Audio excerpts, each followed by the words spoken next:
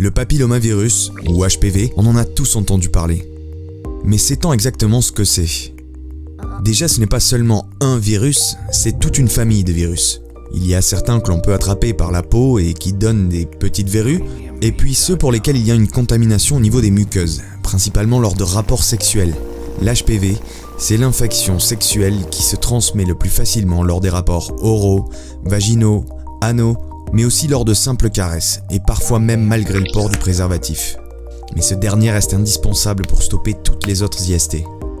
Au début, il est rare d'avoir des symptômes. On peut découvrir les premières anomalies appelées lésions 10 ans après la première exposition. Mais lésions apparentes ou pas, ça reste l'IST la plus fréquente.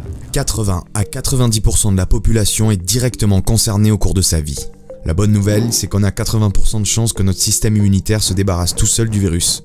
Et là, on est guéri. Seulement parfois, l'HPV reste dans les cellules qu'il a infectées et ça peut causer des cancers. Même parfois dans la gorge. Alors ce n'est pas héréditaire, ce n'est même pas une question d'hygiène. Un cancer lié au papillomavirus, ça peut arriver à chacun d'entre nous.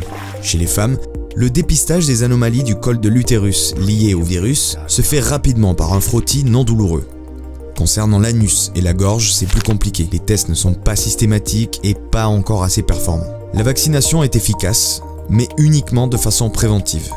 Donc avant le premier rapport sexuel ou dans l'année qui suit le premier rapport sexuel.